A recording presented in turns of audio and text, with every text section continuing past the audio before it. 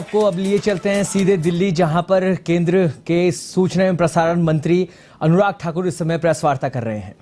SSP पूरी तरह से विफल हुए प्रधानमंत्री जी की यात्रा में सुरक्षा उपलब्ध करवाने के लिए और कानून व्यवस्था बनाए रखने में पूरी तरह से विफल हुए, जबकि उनके पास 2 घंटे का पर्याप्त समय था ऑल्टरनेटिव रूट का, सड़क मार्ग का, लेकिन वो पूरी तरह से विफल। पंजाब की सरकार, पंजाब का पुलिस तंत्र, प्रधानमंत्री जी की सुरक्षा में खिलवाड़ जिस तरह से हुआ, जो प्रधानमंत्री जी की सुरक्षा में चूक हुई, उस पर आज बहुत बड़ी जानकारी आप सबके सामने आई भी है। लेकिन मित्रों, बात यह है कि वो किस समय की घटना है। आपको अगर याद होगा, अगर आप इस फोटोग्राफ को देखें, ये 5 जनवरी 2022 की बात है।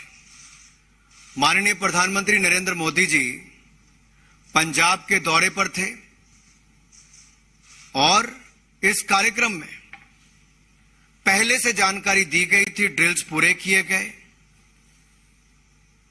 एसपी जी ने स्थानीय सरकार को, पुलिस प्रशासन को, सबको बताया कि खराब मौसम के चलते सड़क रूट लिया जा सकता है और सड़क रूट की ड्रिल भी हुई।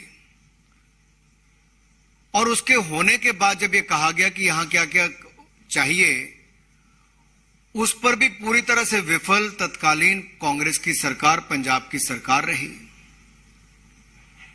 जब प्रधानमंत्री जी पंजाब पहुंचे, किसी भी राज्य में माननीय प्रधानमंत्री जी जाएं तो वहां के मुख्यमंत्री, वहां के मुख्य सचिव, वहां के डीजीपी पुलिस यानी कि डायरेक्टर जनरल पुलिस, वो वहां पर रहते हैं, लेकिन तीनों के तीनों वहां से गायब थे, अनुपस्थित थे।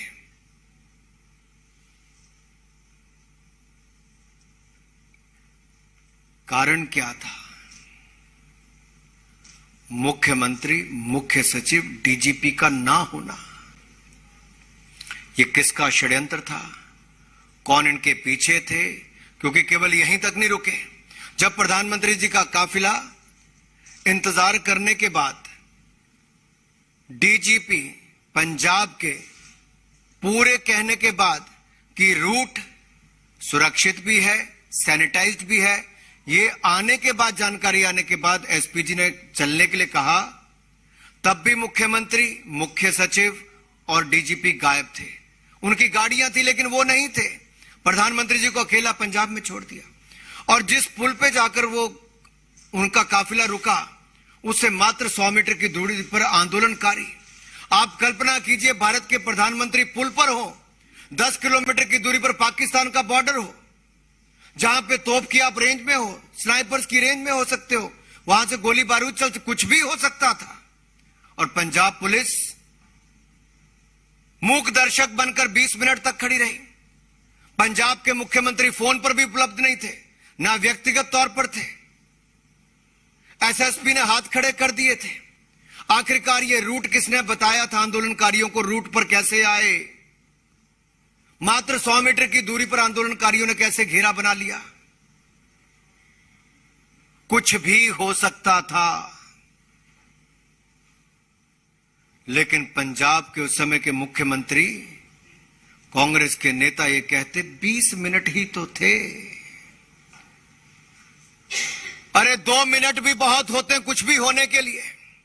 इस देश ने बहुत बड़े बड़े नेताओं को, चाहे प्रधानमंत्री हो, पूर्व प्रधानमंत्री हो, पूर्व मुख्यमंत्री हो या बड़े नेता हो, बहुत को खोया है। सुरक्षा व्यवस्था के साथ खिलवाड़ के कारण खोया है। ऐसी स्थिति क्यों पैदा की गई? महत्वपूर्ण लोग घटनास्थल से गायब क्यों थे? यह सवाल बार बार उठता है।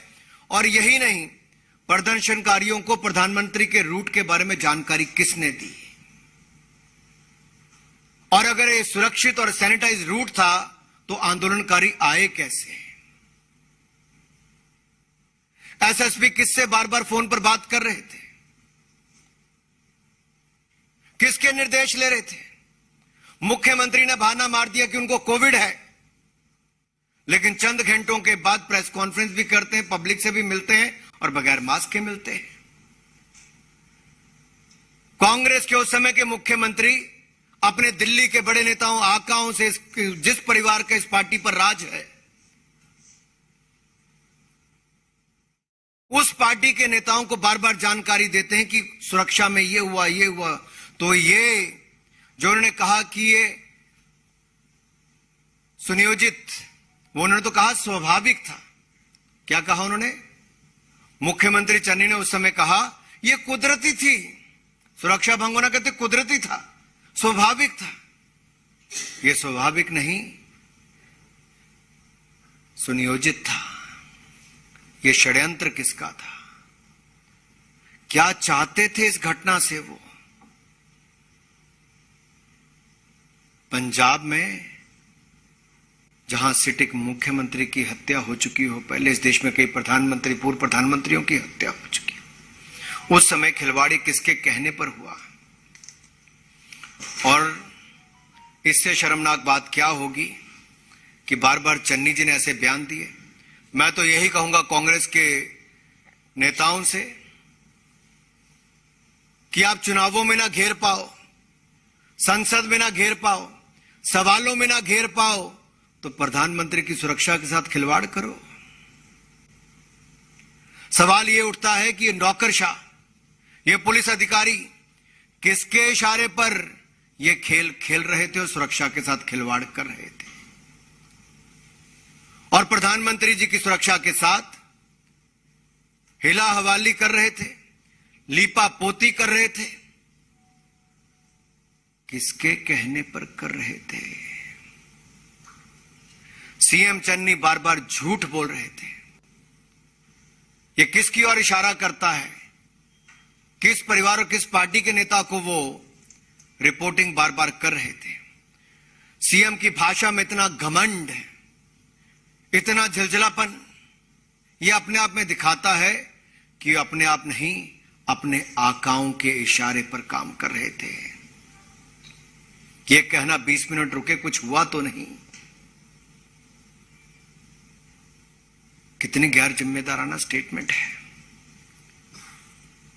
इससे तो यही पता चलता है कांग्रेस का हाथ देश विरोधियों के साथ।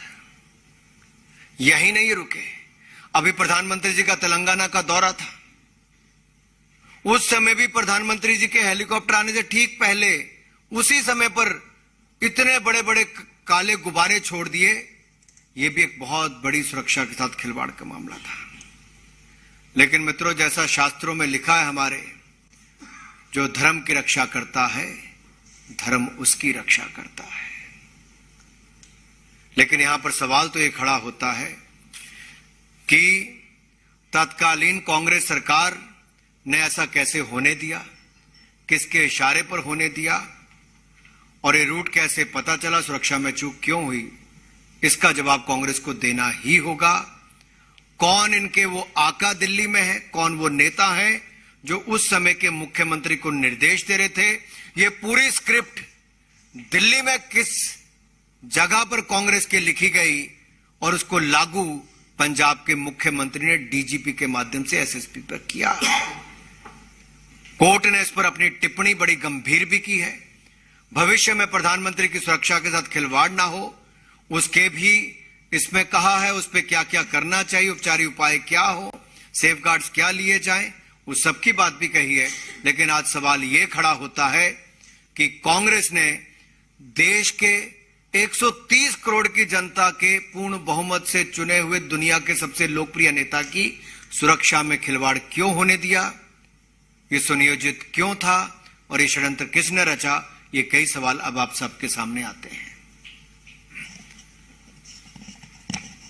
इस विषय से कोई जुड़ा हुआ कोई सवाल आपके पास हो तो एक मिनट आप पूछो। अनुराग जी, क्या हाँ, आपने जो भी बातें बोली है, क्या आपका इशारा सीधे सीधे कांग्रेस आलाकमान की तरफ है?